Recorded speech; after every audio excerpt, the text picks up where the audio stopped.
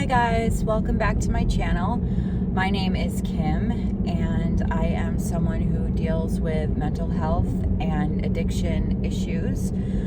It's been a long time since I've filmed a video for my channel, and I kind of wanted to do an update for you guys because I've been experiencing a lot of life changes lately, and the thing that I'm going through right now, I think that I want to document it somewhat regularly on YouTube, even just to have for my own benefit, and to see if I can find other people who are going through the same thing, or have gone through the same thing, or will be going through the same thing. So let's see. I have a video on this channel talking about my history with addiction, and really documenting the last probably 15 years of my life and how I became addicted to opioid pain medication, and how I got clean. Now I am on Suboxone. I have been on Suboxone it will be 2 years next month. And when I first got on the Suboxone, I had a hard and fast quit date. And I did mention in one of my videos that I don't think it's smart going into recovery or into a MAP program with a quit date in mind, because everybody's different and you don't know when you're going to be ready to quit. Now, this is for people who plan on getting off of it. Some people plan on being on it for the rest of their lives, to each their own. But for me, as I've said before, the goal of being on MAP was to have one less thing to worry about while I worked on my mental health. So not needing to deal with physical withdrawal or too many overwhelming cravings while dealing with anxiety and depression and OCD. If I am a little hard to understand, I apologize. I just worked a 10-hour shift, and it's been a long day, and I'm going on about 2 or 3 hours of sleep, so probably not the best time to film this video, but this is when I'm filming it, so it is what it is. So there are extenuating circumstances, but I have started my Suboxone taper. So I've known for a while that I was ready to start weaning, but there was always something that kept me from doing so. There was always something that happened in my life, some kind of stressful event where I was like, oh, maybe this isn't the best time, better to deal with this. And then I thought, you know what, there's always going to be something in life. There's always going to be the next stressful event. You know, that's just life. So I, again, have known for a while that I have been ready to start my wean. However, something came up that kind of pushed that a little bit closer, and it's basically an insurance screw up, or just basically I'm not going to be able to afford the program that I'm in after the next several months. I've got a couple more months where I'm going to be in this program, and then I'm getting out of it. I just can't afford it anymore. It's not in network for the insurance that I have. I did call a few other providers, and either people are not accepting new patients, or the ones that are charging ridiculous fees. And it's really kind of opened my eyes to the money-making business that is drug recovery. And I understand that money makes the world go round, and things cost money. Do not get me wrong. But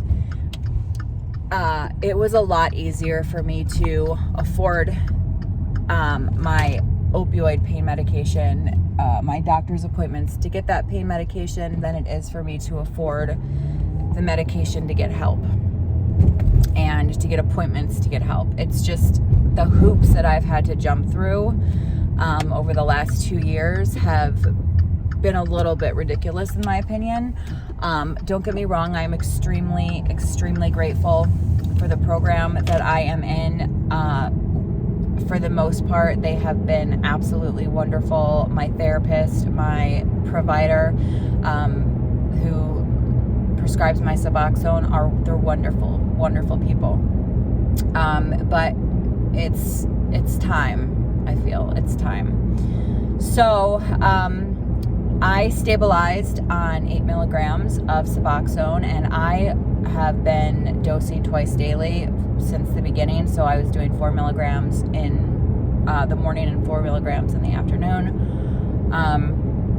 After doing a lot of research as to how I wanted to start my wean, I came across a couple interesting articles that talked about how twice daily dosing, first of all, is completely unnecessary with how long the half-life for Suboxone is, which I knew, but for some reason in my head, I just felt like it was more effective for me, and it's not an abnormal thing. My provider said that a lot of her patients, most of her patients, do twice daily dosing. However, when you have that second daily dose, you are kind of anticipating it. So it's not like, at least for me, watching the clock like it was when I was on the pain pills, but there is that second dose that I am waiting for and looking, when am I going to take it? And taking that second dose away and just taking my first dose in the morning, first thing in the morning, it means I'm not spending any time during the day thinking about my dose. I'm obviously thinking about, my wean and things like that, but I'm not thinking about dosing at all. So that's been really helpful. So about a month or so ago, I went from 4 milligrams twice a day, so 8 milligrams a day, down to 4 milligrams once a day. I think I took my last, I think I started a 4 milligram on a Monday, perhaps. It was Tuesday, maybe. I think Monday I took 8 milligrams, so Tuesday was my first day on 4 milligrams, and I didn't start to feel any withdrawal until Friday, so 3 days, and it was very minor. I had a little bit of inability to regulate my body temperature, some sneezing, more psychological symptoms than anything else, but it lasted about a day and a half to 2 days, and it was gone. Now, I do know that for most people, the majority of the withdrawal coming off of Suboxone, it doesn't occur until you get to 2 milligrams and below, and the reason for that is because studies have shown that the receptors that the opioid receptors that Suboxone occupy are still primarily occupied until you get to 2 milligrams or below. So we talk about that ceiling dose. So from 2 to 24, you can still continue to fill them a little bit more, but at 2 milligrams, most of that receptor is completely occupied by the Suboxone. So once you get to 2 milligrams and below, that's really when you start dealing with most of the physical and the mental aspect. So my original goal was to take my last dose somewhere in maybe the second week of December. And the reason for that, firstly, my last appointment with the Suboxone doctor will be in the middle of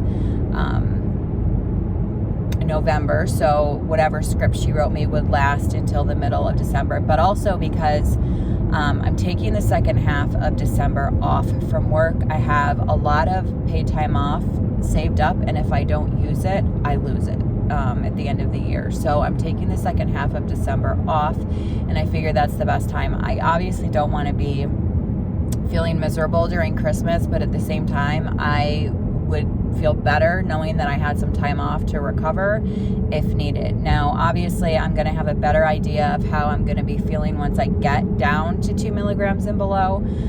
So, like I said, I've been on 4 milligrams for about a month. I think I'm definitely going to go to 2 milligrams at some point within the next 5 days. Originally, I was going to do it tomorrow. I kind of have been scheduling my reductions around my days off. I have 3 days off. I work 10-hour days. So I've been cutting my dose on a Sunday or a Monday so that I don't start to feel withdrawal until my days off. However, I have a certain amount of, I don't know. Originally, I was going to do it tomorrow, and now I'm like, maybe I should wait until Thursday, because that's when when I run out of 8 milligram strips that I'm cutting in half right now. So I don't know. There's always going to be a justification. I'm scared. I want to do this. I'm sick of being a slave to this medication. I'm going to save a lot of money being off of it and being out of the treatment program, but it's scary. I mean, this is going to be the first time, while I have dealt with a lot of the psychological aspect of addiction, my receptors are still full, and this is going to be the first time in over 15 years where I don't have anything on my opioid receptors, and I am scared.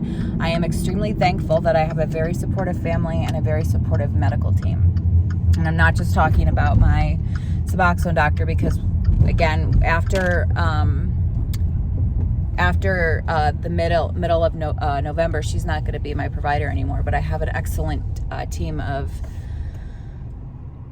medical providers. My primary care provider is wonderful, and he is aware of what's going on. Well, actually, he's not yet, but he will be. So anyway, I just wanted to give you guys an update. I'm going to pick up some dinner here and head home. I'm very tired, and I look at...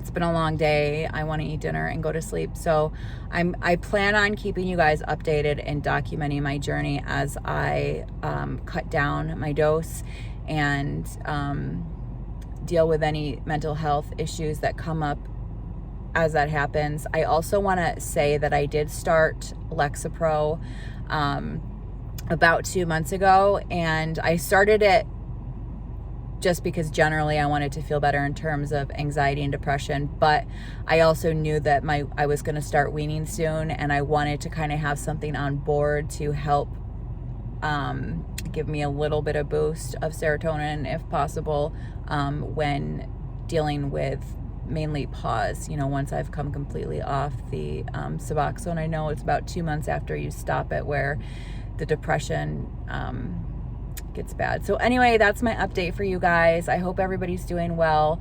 If anybody would like to talk, just leave me a comment. I can give you guys my email or whatever. I would love to talk to other people who are going through the same thing or will be, or just, anybody who wants to talk.